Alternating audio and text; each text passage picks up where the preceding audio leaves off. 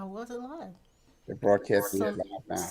so now it's broadcasting. Well, I went through the whole spiel of introduction and I'm going to go through it again. Welcome to Impromptu. I thought we were live and we were not. So here we are, and I am again Toni Sawyer. This is my Good to have you husband, with us Clifton, again. and my sidekick co host, which is Norman Armstrong. J. Hewitt Edward Hey, Rockwell.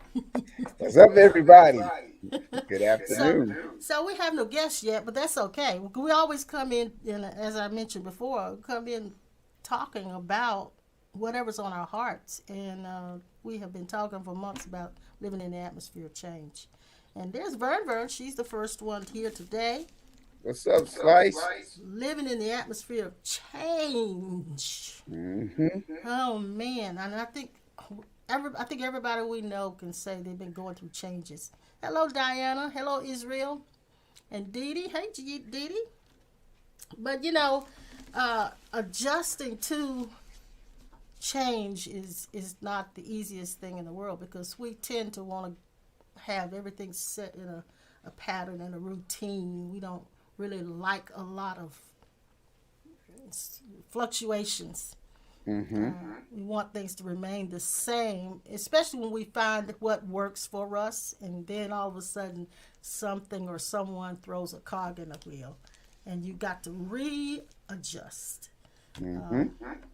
But I do believe that knowing who you are helps you to navigate through the changes.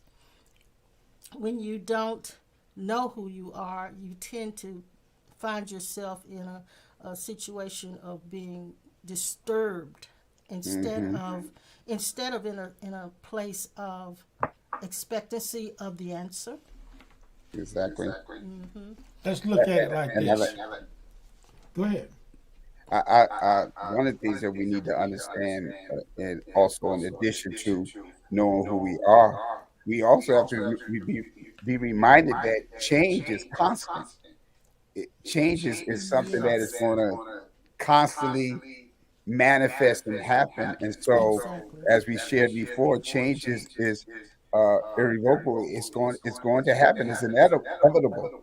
And Yes, it is. so, one of the things is how we approach change, how we perceive change. Oftentimes, like you just said, Ma, when we get so used to doing the same thing over and over and over, we find this level of comfortability, and so we don't want no one to disturb, what we become familiar with or used to. But uh, I I see change as part of growing.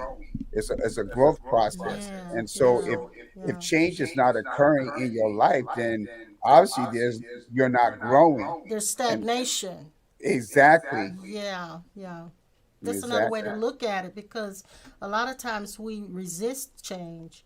Uh, but when you look at it as in the same way that you just mentioned of this is an expansion of who you are, and so change appears to us as challenges, and so those challenges are prompting us, luring us, baiting us to go further, beyond our comfort zones. Hmm. Yeah. So I just want to acknowledge a few people that have come in since we've been talking. Hey, Buzz, I'm glad you're here. Calvin Roberson, hadn't seen you in ages. I am so glad to see you on Good to here. see you. And Vincent Kelly from California is here already. And Deb is in here. Calvin says change as a growth process is good. Yes. Exactly. Yes, yes, and Brand is here. So yes, and like I said, all of us have gone through changes. You started something before we got on live. What Okay. you want to go ahead with it? Yeah. I'm noticing in the book, Jesus told people with the final verdict that God was in him as oneness. Yeah, Hmm. yeah, yeah. I and my Father are one. Hmm. Then he turned around and say, I go to the Father, you see me no more. Yes. Then he says, he that believeth in the Father, believe in me. Hmm. Now wait a minute. He told them about Lazarus, his friend. Well, he didn't come when they wanted him to. But now here's what I'm pointing to. When are we? I know about enlightenment. I know about waking up from the false self, the real self. Yeah. They when you go online and you go on eBay, Facebook, and you could start to sign in on eBay. Sometimes they'll put a sign, a chart up there to tell how many fire hydrants do you see in this picture.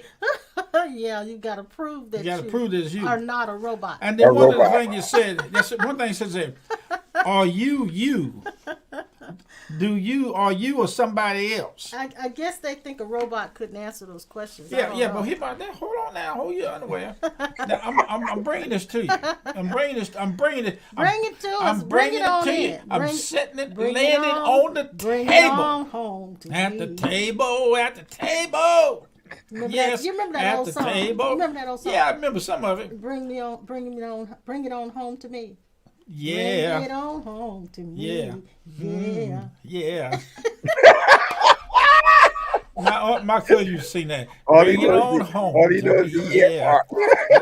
He used to sing another call. I heard some old guy over there in Greensboro. He was see, he got me all messed up. I know, but go on, bring it on home now. Bring it on home. He said, I sung a song to him. He's about 80 years old. Said, I hadn't heard that song in years. I said, here it comes. No, don't sing that song. Why? Because that's not an appropriate song. Well, it's going to be appropriate if I sing it. Don't sing that song. Yes, no. He said, I hadn't heard that song in years. Well, don't sing it. I'm going to sing it to you before it's over with. Go ahead and bring it on home. You're going to bring it on home, but I'll sing it too. Just bring Back it on home. Back in them days, you couldn't eat unless you cut a step. You got to cut. Bring it on home. Okay. When Martha, as soon as she heard that Jesus was bringing it on home, was coming, went and met him, but Mary sat still in the house. Then said Martha unto him, Jesus. Now watch it. Now y'all understand this. This is you that is going through this in John 11 and 20. Okay. You've experienced this. Okay, consciousness. Then said Martha, Jesus, Lord, if thou hast been here, my brother had not died. But I know that even now, that whatsoever thou ask of God. Now over here he said, acts of God, he said, God will give it. Then over here in the 30th verse, he said, I and the Father are one. Is it not written in your law? And I said it, ye are gods. Yes. I'm trying to tell you, just like me. That's what he's saying. I'm trying to tell you, just like I am. I am, you are. Now watch it. Let me go on now. Anything you ask of God. Now here's my point. Little pies and little pies and apple dumplings. Listen to this. Listen to this. Can you stand in front of somebody, and this is where you coming to, and tell them, if you would believe on me and who it is standing here. See, we ain't going for enough in this thing. Are you saved? That's not. Don't even try that no more. That's done wore out. That's done wore the machine out. You can't get no more juice out of that apple. It's dry as a bone. If God is really sitting right here beside each other, he said to me one time, have I not been so long in the bed? But don't we all, and I know you're saying we should, come on. We all should come to that recognition, right, of where God actually is. And it be actually true for us, not just saying it because we, now you're talking. Not just saying it because we think that's what we should say or how we should think, but it actually is a truth, it's a declaration of truth. We have to have stirring up. We have to have program. We have to have a desire. We have to have a want. And then we talk about God. So the feeling of powerlessness is like it's facing us. Okay, here it The comes. feeling I of feel it coming. powerlessness versus that we are. Yeah. Stand before yourself is standing before God, sitting beside himself. Now, Norman wanted to say something, Go did ahead. you? Well, going back to what y'all have been sharing before concerning operating in dualism. Okay. While Bishop was sharing that, and I thought about the incident in Genesis chapter 11 when the Bible said that there was a people that went to the territory called Shinar to build a tower Yes. that would reach heaven. And so when you think about it, because it never says why he decided to confuse their language. Because remember, before he done that, he looked down from heaven and he said that the people were one and they were of one language. And so whatever they would imagine, it would not be strange They from could them. accomplish it, yes. And yes. so Yeah, I've when always I read wondered my mind, about that because that doesn't sound reasonable to confuse them when they're already acting as one. right. So I came to the conclusion as I kept researching that why would he confuse them? Why would he bring them to a place where they could not understand one another? And it goes back to what y'all been teaching for a while. They wanted to accomplish what they were setting out to do separate from God himself. They were looking for power. They was trying to find a reason to say that we don't need you or we don't need to be one with you. We can accomplish these things ourselves because we are created in your image and in your likeness. We have your attributes.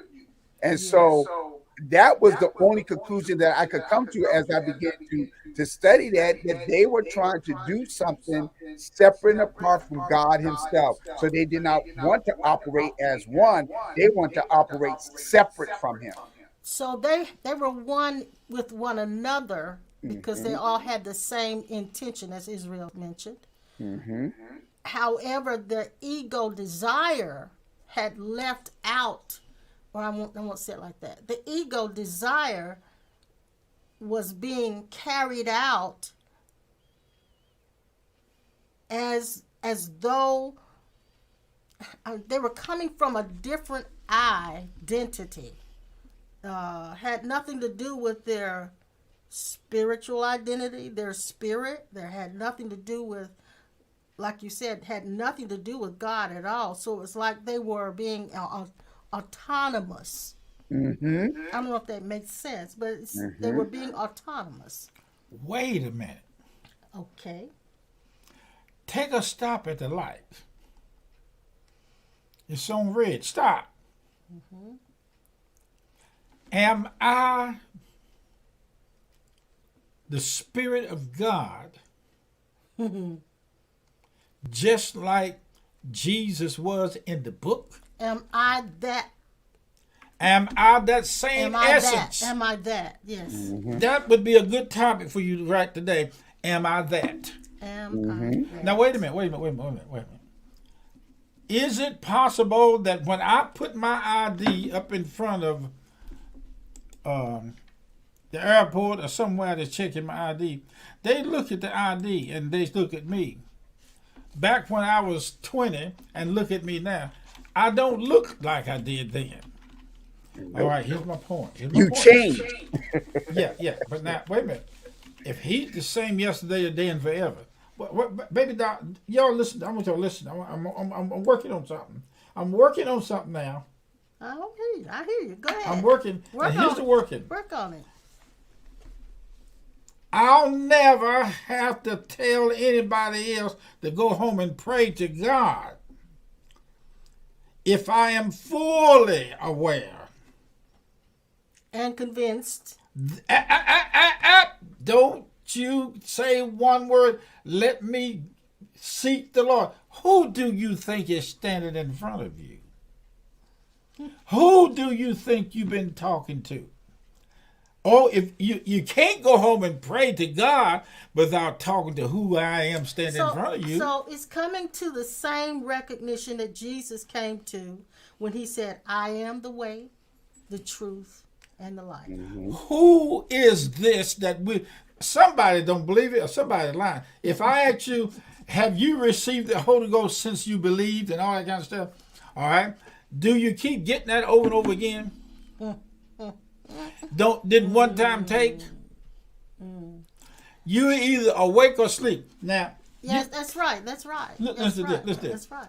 You're not going to tell me you fully awake with just oneness. You're not fully awake if you are still fluctuating back. Thank you. Back and forth between that you. I am that you are you. and that sense of being powerless.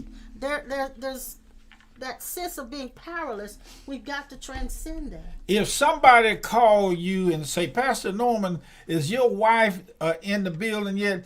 You say, no, I left her at home. I don't know where she is now. She might be back in the back. But then you pick up the phone home and you hear somebody in the back of your room back there. You say, oh, she's here. You know where she is. Now I'm going to ask you a question.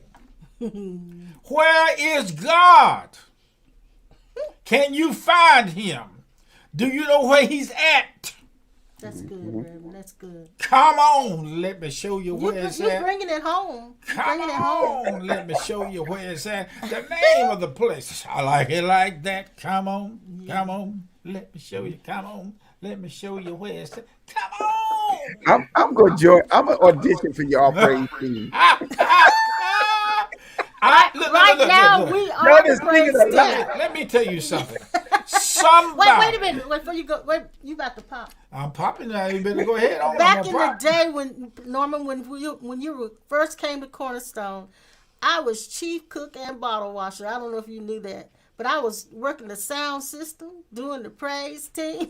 Oh, I remember that. I was counting the money. That's right. I was going to the bank. I was picking up the mail. I was cleaning the chair. I was the cook, but I was doing it all. So yeah, I understand. Is God who you say you are allegiance to? Is God who you say you are? Is God? I'm telling you this thing. He told Mom, what got Lazarus out of the grave was God being in the present moment. In that form. In that funny form. that you said that because you mentioned about praying. Okay. And so in that same chapter, when Jesus was going to the tomb, in verse 41, it said, then they took away the stone from the place where the dead was laid. And Jesus lifted up his eyes and said, so of course, they perceived him as praying. Yes. He says, Father, I thank thee that thou hast heard me.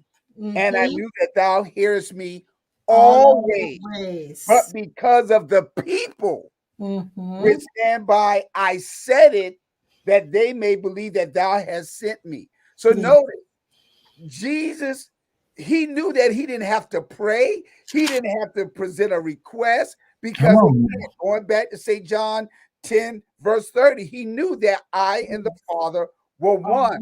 But for the sake of the people, he portrayed himself as praying and asking God a request when he knew that he was the very embodiment of God and the embodiment of resurrection. He only did it because of the people and their mindsets. Yes, but he was fixed, wasn't he? Exactly. He was present. He just did it to once again to pacify the people. So it's like it's the reverse for us in a sense, because what we do for the people is act like we are fixed. But then in the back of our minds, we don't really believe that's what we are. And so you're talking about coming to a fixed recognition where there is absolutely no more self-doubt. And that's what Jesus did. He came to in the wilderness when he was his whole identity was being tested. And he transcended it. He came to a point of fixed awareness of who he is before he came out of the wilderness. And there's a scripture that says he came out in power. You Exactly. are saying that God had a destination. My God, my Lord. He had a road to travel and a map to read and a place to end up. When God got there, my God Almighty, when God got there, he knocked on his door and somebody let him in. And when he went in, he said, if anybody want to find me now, they got to come to this place. This is where I'm going to be. And if you want to find me, come to me. Now, God did the same thing with our body, and we agreed with him. He is now, I'm talking to him in this Lord. Well, you said, if find me, this is where I am now, come to me. Jesus said, I go to the Father. Yes. But he said the Father. He went there. Yeah, okay. He went there. I remember years ago, you made me think about this. Years ago, this is way before we even had a building. We had started the church. We were in a motel room, room 808 at the Summit Motel, the Oaks Motel on Summit Avenue. And by the way, we used to live on 808 Oaks Summit Road. That's the truth. And this room was in the corner, and we lived on the corner. So that's why we got the name Cornerstone. But anyway, you were ministering that Sunday. I'll never forget it. And I was standing on the very front row, and you were standing like to my left, and you were in the middle aisle, just kind of walking around, and you were ministering intuitively to somebody. I can't remember who. I got to that. I went to where you were. I went there. That's right, you did. I went into this place where it was nothing but an absolute infinite room of knowledge, not just knowledge, but intuitive knowledge. I got into that room, and you stopped. I'll never forget it. You stopped right there, and you said, "What are you doing here?" I'll never forget that. I went to where you were and where you minister from, and it was a place. It was a. You went into the secret place. It was a point. Yes, it was a place. She signified. It was a place. Well, Yes. knows it. And that's funny because even Jesus, going back what you said, co-pastor, concerning, he said, he goes to be with the Father, but he said, I go to a place, and then he says, you shall be there also. He said, and you'll see me no more. Yeah, you will see, but you will be there. He wasn't talking about dying. No, and he was, and we often think he's talking about heaven, but he's talking about a particular state of awareness. And so Paul, who walked in awareness and walked in his true identity, he also made a statement that we will be seated in heavenly places, that as he is, so are we in this life.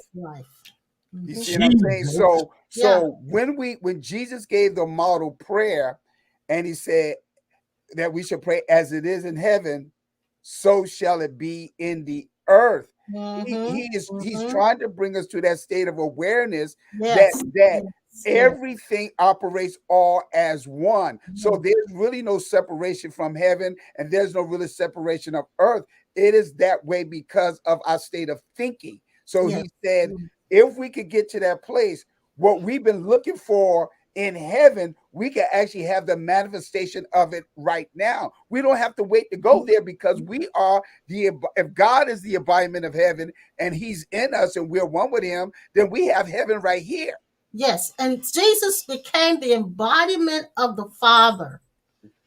He said, I go to the Father. So what evidently happened inside himself, Jesus as the person left being Jesus in his recognition, in his realization, in his awareness, and went to being the Father. And that's why I said, when you've seen me, you've seen the Father. He went to being the Father. How much would it cost to go find somebody that have a commodity that I've been looking for? And when I go find them, I find that commodity. I get it and I bring it home with me. And any time I need that, I know where to go to find it. Meaning this, Jesus was going and coming 24/7 in his Yes, life. yes, yes, He was going in and out of yes. consciousness. In and out of In Father other words, he consciousness. was Yes. one that's going in and one that's coming out. Oh, you're right. Because in the Garden of Gethsemane, he was wrestling with this thing.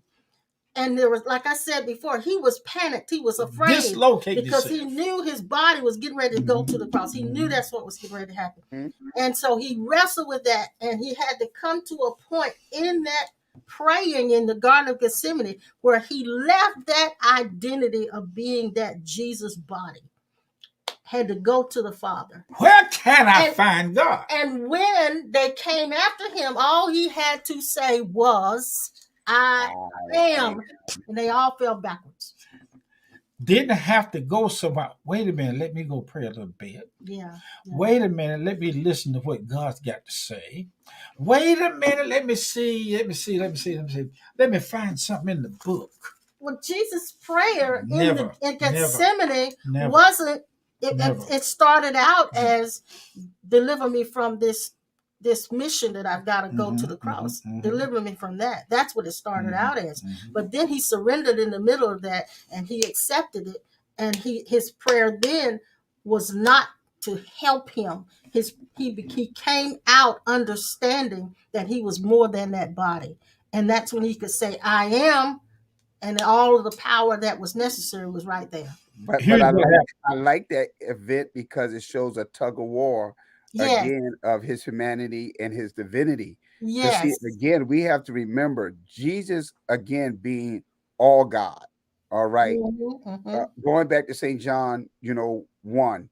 In the beginning was the Word, and the Word was with God, and the Word was God. All right. And of course, verse 14, it talks about the incarnation. He became flesh and dwelt among us. Now, dealing with the Garden of Gethsemane, once again, here, Jesus knew he had to face the cross. He knew what the assignment was. And when the time came closer to him having to face the cross, now we see that false identity, which again evolves, or the human identity, human side, now saying, if there's any other way, we could do this, please take this cup away from me. But then he switches back and he said, if it be your will. So now he is now switched back to the place of knowing who he is. And then when they come, he makes the statement. Now, isn't that amazing? Because I wanted to share that, and I wanted the people to see that, because we go through, and we talked about this last time when I mentioned to y'all, I preached a message years ago entitled Afflictions by Design. Yeah. Again, we go through these struggles in life, not to damage us or to destroy us. The reason why it's so damaging to us and the reason why we feel so distressed and so perplexed is because our perception of what's happening. Yes. But if we understand that affliction or that suffering is actually by design, and we perceive it and embrace it in a way that we will benefit to us, because it would bring us to a place and push us into a place of realizing who we are. Yes. For example, we've all been through a lot of different things in our life, suffering, anguish, sicknesses, or whatever. But guess what? You're not sick no more. You're not distressed no more. You're not frustrated no more. So we perceive those things as something that can destroy us, end us, whatever. But then we're still yet here. I had an incident in a time of great suffering myself. I was going through something. I just shared this with somebody this week. And it was amazing. All this time I'm going through this, I'm crying. I'm pleading, God, why am I going through this? Why this happened to me? I did everything right. I lived according to your word and what was taught to me. And I could not wrap my mind around why this happened to me. Now, I've been preaching for years, pastoring as well. And then all of a sudden, in the midst of me saying all of this to God, my Father, I heard this. He said, Norman, do you realize something? I mean, in the midst of all of this, boo-hooing, Mhm. carrying on, screaming, hollering, Mhm. why me? Why me? He said, did you notice something? And all that you're going through, did you realize you could still hear my voice? Thank you. And it shocked me. Mhm. It changed my whole paradigm right there. I didn't realize going through all that I was going through, that I'm sitting there having a conversation with him and not realize I'm hearing him as well. Yes. So it Yes. goes back to what Jesus said. He said, Father, I know you always hear me, but Mhm. I'm perceiving this act of prayer and asking and begging you to come and visit and raise Lazarus out. But I'm just doing it for the sake of the people so that they will believe. Yes. So he Yes. had to slowly bring them to a process of enlightenment. Yes, yes, that's good. That is so good.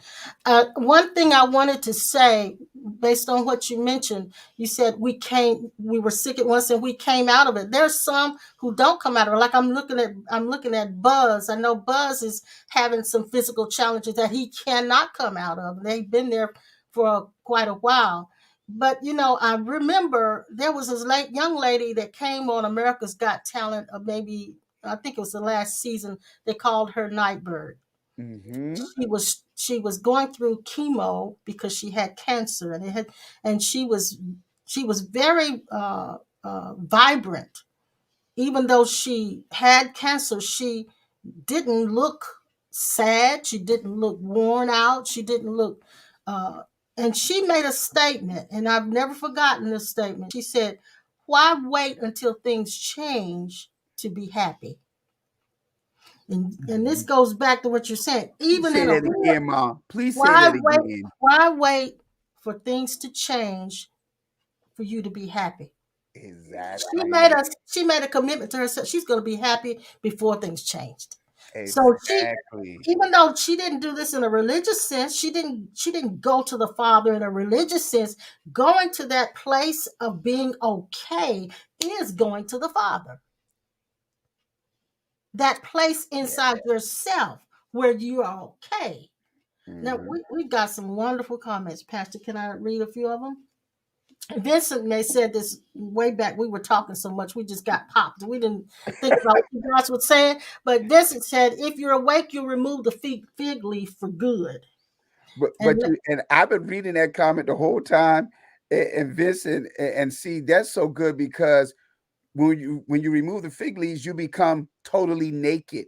there you go. Transparent. Exactly, which means you're Transparent. not trying to use anything to cover who you really are. Got nothing to hide. I'm Exactly. the same person behind closed doors as I am when I'm out in front. Same person. Should not Exactly. be a different person because I've got nothing to hide. Lady Gwen says if people knew you're then, they could better celebrate your now. That's a good one. Mhm. And Vincent said again, Jesus was in a transforming union with God. Oh, I love that, Vincent, because there is what I call existential union, which Mhm. every one of us has that oneness with God. None of us are separate. But then transformational union is when that oneness is gone so deep, it's consummated and it's begun to change you. And that you talked about the transfiguration the last time we came on. That Mhm. transfiguring starts to take place. And you are not the same person at all. Exactly. Yeah, yeah. Exactly. And And, so, yes, see what else. Brand says Kai and Kai, that's her little girl, do self affirmations every morning just to align. That's mhm. good. That's good, Brand. That's good. And Vince is repeating what we said. Jesus became the Father. So Jesus was going through birth pains in the garden. Mhm. Yes, yes. Now, Connie says we oftentimes look at Now, adversity as detrimental, not that the if situation will Jesus was always going work. through birth pains, Mhm. what were they? What were the birth pains for? Right. What was being And birthed? well, yeah, now he had a baby inside of it. He was Now watch pregnant with this. something, Wait a wasn't minute. Wait a minute. Hold on now. You can find out what was in him if you go back to the garden. Adam was pregnant with Eve. he? Mm-hmm. Let's mess it up a little bit more. Okay, mess it up. He was pregnant with us, That's what I Yes. was waiting for it. I was waiting for it. Yes. Yes. and they called us Eve. Mhm. Now, Bishop, you should not have said that. Y'all about Ah, sure about You that. should not have said that. they You should should not have not have said said it. that because, and I admit to call y'all and tell you this a couple of weeks ago. Somebody pregnant. I no, ain't nobody praying. Oh my God. But when you said that, I played with that in my head several weeks ago. How going back to the creation story, how God once again formed man from what? The earth, and then he Yeah. breathed in him and he became a living soul. And he called him Adam. Yes. But Jesus is also known as Adam. Yes. And Yes. so, but this Yes. time he goes into Mary, who is also symbolic of Mother Earth, There you Mm-hmm. go. and he We reversed it. forms himself inside of her like he formed himself inside of what he created in the creation story. Same way. All he did was do the same process all over again. Yes. All see what they got to understand. All God needs is a matrix to form something. A blank slate. Exactly. That's all it is. And so Mhm. I saw Mary as Mother Earth. Mhm. Yes. Yes. Yes. That's Okay. good. Okay. Yeah. Okay. Now here Okay. we go. I got a couple more Okay. comments. Here All we right. go. And Vincent says Jesus loved as his true self, which brought him to perfection in the sense he became the love of God, which is in every way perfect. Yes, sir. That's good. Good information. Oliver is on here. Hey, Ollie. There's current teachings that indicate that the experience of the cross wasn't a requirement of God, but a choice of Jesus to serve as proof that moral death isn't real, but eternal life is our reality. Wow. Wow. And that is so true. Mm-hmm. Mm-hmm. That is so true because again, I mean, Jesus said it simply. I am the resurrection. Mm-hmm. I am the way. I am the truth. I am the life. And There is no death. and he spoke that out of his realization. He Mhm, wasn't making affirmation. He mhm. spoke from his realization, what he actually realized. Like I've used this analogy before. It's like when a little boy or a little girl begins to realize, I'm a girl and I'm a boy. That's something that takes place. It's like an awareness of something that you weren't aware of before. Mhm. So it's us coming to this awareness of And, what we were and I not like that, aware of Mom. before. You made me think about my daughter Shannon when she was little. Um, when she started school, I'll never forget because y'all know Shannon has this long hair and she's Mhm. bright skin just like Beautiful her dad girl, beautiful and girl. so forth. When Shannon was in the first grade, I'll never forget. She came home when and told her mother and myself that she was white. And so we looked at her. We said, "What? You what?" She said, "Every day, that even the teacher said, no, sweetheart, you're white." And so we're like, "What you mean?" So when you said that, when the children become aware of them being a boy or a girl, we have to often wonder who is assisting them at that time of their awakening or becoming aware of something. Mhm. And so here it is. I got the kids because first of all, it was they were saying that she was white because of the texture of her hair. All right. It And was her skin color. And her skin color. exactly. It was kind of uncommon for quote unquote African Blacks. American Blacks to uh, have that kind of have hair. that type of hair Yeah. and so forth and so and then be that long at the same time. Mhm, And mhm. so we said, no, sweetheart, we don't care what you say, but see, we have to remember this. It dealing with the human side of us, we're none of us is actually the fullness of whatever we think our ethnic group is. Right. We're not. I You're mean, not. You're not for black or example, white. her Mhm. mama, Shannon's mama, had green eyes, and Yeah. so she went through that process as a child as well.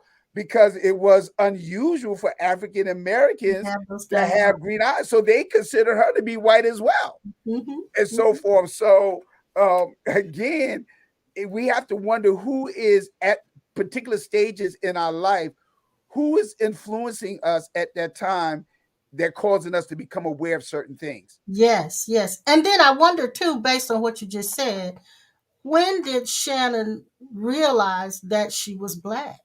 Even though her face didn't look black, her hair didn't look black. When did she have the realization of being black? And Mhm. so realization comes when you become aware of something. And so what you are saying to us, Pastor, is that we must become aware of that we truly are, and not live so much in the identity of that human self that we are.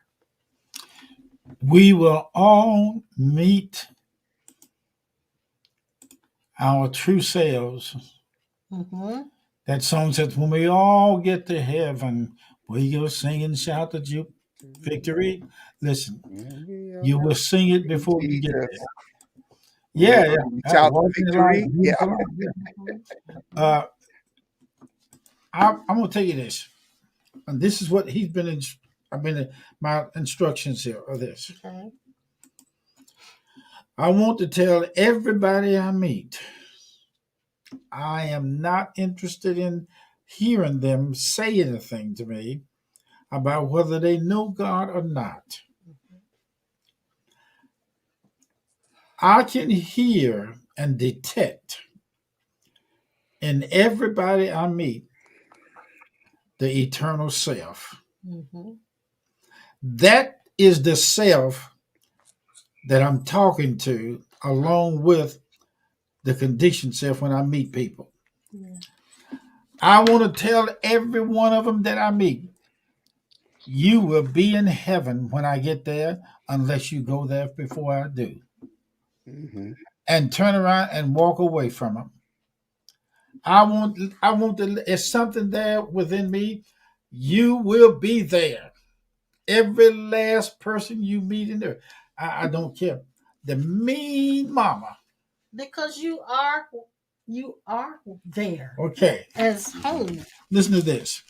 Therefore they doeth my Father love me, because I lay down my life that I might take it again. No man taketh it from me, but I lay it down of myself. I have power to lay it down, and I have power to take it up again. Yes. This commandment have I received of my Father. Now listen to this. So that goes back to what Oliver had mentioned, Mhm. that it was a choice that Jesus made. Yes. You do not die because it is your time. You do not die because you get old. You do not die because you get sick. Mm-hmm. You fixed this thing up before you got here, and you said on the documents, when this cancer get this certain place, or this riot come up, or this hammer that come toward my head, And when this birthday comes up, when this birthday come up, I'm leaving. mm-hmm. We decided and determined how we were going to leave. Jesus knew how he was going to leave. He said they were going to pin him to a post and nail him to a tree and put him up in the air, and in 3 days they're gonna bury him. In 3 days he come back. Now this is what's so interesting to me. Yes. In the confines of the sacred script of the Bible, Jesus did all of that for us. Mm-hmm. In the actuality of the law of one, of the law of oneness, all of that took place as a projection from God, as a dream. Okay. And so the dream, the dreamer came into the dream to wake us up out of it. Yes. Okay, God is the dreamer. God dreamed all of that. God is dreaming all of this. Dreamed all that to deliver or wake us up from the illusion of being in this dream and believing that it's real. And Mom, that goes back to the movie The Matrix. yeah, They had the matrix was formed and designed, Yeah. and then they had to go into the matrix to pull people Mm-hmm. out of They that dream state. had to Yep. go into the dream Yep. to set people free from the dream. Yes. Exactly. Yes. And what go back to what Dad said earlier. Don't tell me you're awake and you're still falling into the sleep state of being separated. Hmm. Don't tell me you're awake and you're still falling into the sleep state of I'm not enough or I Hmm. can't do it. There has to come a point, like you said, that God is in a point, and I got to find that point. I got to find that point. And I heard, I mentioned this before. Lisa Natoli said this to us the last time we had a conversation with her, one-on-one conversation. She said Jesus didn't have a Jesus. Mm. He had to find his own gateway to the Mm. Father. He had to find it. He was just like us, a man, a human man who had Hmm. to find his way to the Father. Exactly. He had his realization of where the Father was. Hmm. That's mind blowing. That is It just is mind blowing. staggering to know that this man, like us, behooved him to be like us, Yes, sir. face God Hmm. inside of himself, Yes. Hmm. and would tell anybody where he was and who he was connected to, and did not have to say, "Let me show you in the book." You know what else I realized too is that I started to say if that's where God is, then every answer that we need is there as well. It's inside of us. But I'm going to change it because we are that answer. Mhm. That answer does not have to come to my mind. I will, as that one, I will find myself living out the answer. Exactly. The answer to your situation is not something that can be revealed to you. You You are. are the revelation. You are. Yes. You are the revelation. Whatever you find yourself doing is going to be the answer. Exactly. And I want us all to think about something as well. When we talk about Jesus and his story, okay, we really don't know a whole lot about. Just we had one brief moment when he was a child and he was at the temple and they were looking for him and he was Mhm, speaking to mhm. the elders there at that time and they was astounded by the wisdom. And then we don't hear no more about him. We don't hear nothing about his a lot of his childhood or nothing. And so at one point, like you were saying, he didn't have any Jesus to mentor him, to lead him, to guide him. So we have to ask ourselves this question. Of course, it would be an assumption because we have no script concerning it, but it came to a point where somewhere, and I would have to say, even in his youth, he knew Had to. exactly Yeah. who he was. And so when we find him in the temple, of course, we say his ministry began at the age of 30, but the, the time he was We born, don't the time know. he was going to see his ministry was already Yeah. in force. But anyway, when he read again from the book of Isaiah, the Spirit of the Lord is upon me, for he has anointed me, and so forth and so on, he closed the book and he said, "This day Mm-hmm. the scriptures has been fulfilled unto Mm-hmm. your hearing." Mm-hmm. So at what point, we don't know, but at what point in his journey did he realize he Yeah. was the embodiment of everything that was written And it in even happened. history? You're right. And it even happened earlier when it said when he separated from his mom and dad when they were looking for him. You remember that? He was a Exactly. And he was child. talking That's to when the elders at the he church. was already with the lawyers and the doctors and talking or whatever. They were looking for him and they didn't know where he was. And then his response to them was, I have to be about my father's About his business. So at business. some Exactly. point, Jesus knew, and Mary didn't tell him because he said she pondered all those things in her heart. She did not tell him who he was. She Exactly. did not tell him anything, and he had to discover it on his own. Hmm.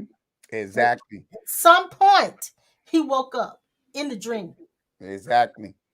Exactly. And didn't ever and throughout the ministry, whatever, even dad was making reference to St. John chapter 10 when he said, I and the Father are one. And then of course the Pharisees wanted to stone him. And he asked the question, well, for what work do y'all want to stone me for? They said, not for the works that you have done that we want to stone you, but you being a mere man, make yourself equal with God. So you're blaspheming.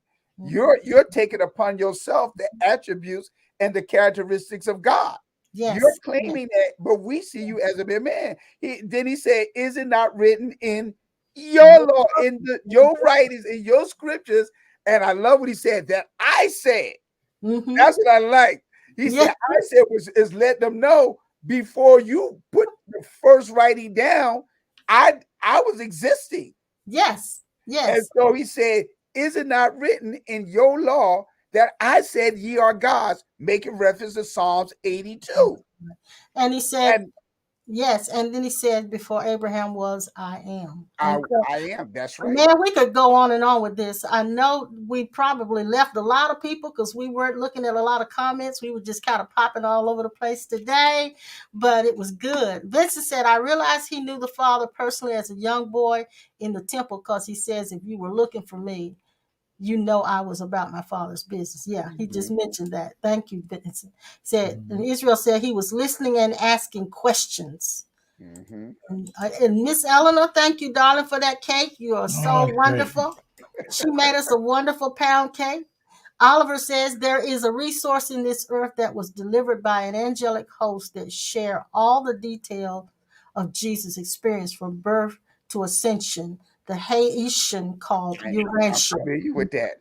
I'm familiar with that. Yeah.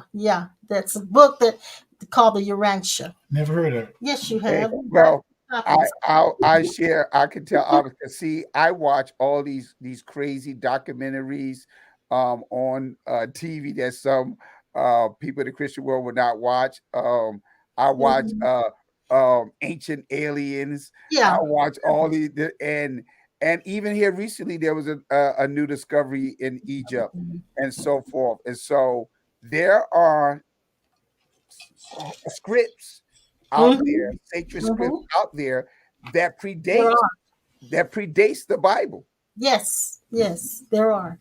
Urantia is one of them. It's a whole bunch of them, like you said. Thank you, Oliver, for reminding us of that. And we are going to take off here. It's been great. I think you dropped the mic a long time ago because you quit talking. Yeah, well, you were talking. I'm listening. He said his piece and then just dropped the mic. That's what he did. And exit stage right. Yeah, that's right. I'm out of here. You brought it on home. Now you're out of here, right? I mean, I can go again. It's okay. We love you anyhow. I can go again because they don't never come to an end. Not for me. Maybe y'all, but not for me. Buzz said he has Urantia, hasn't read it yet. It's a big book. It's a very big book. He said, I'm intimidated by very large books. I am too. I love big books. That was a lady who went to heaven, and she talked about how Jesus appeared to her. And he invited her to come inside of him. And she did because he wanted her to see what she looked like. Wow. Looking at herself through his eyes. And she said the only thing she could see through Jesus' eye toward herself was absolute pure love. No judgment, but pure love. That's amazing. She's standing outside, jumped in the inside of him, and looked back at herself at the same time. That's good. And told her and showed her that she was nothing but love. That's so good. On that note, we will take off. And we will see you again on Sunday. Cornerstone will see you at 10. And Bold will see you at 11. Yay. We love you guys. We'll see you next time. Okay.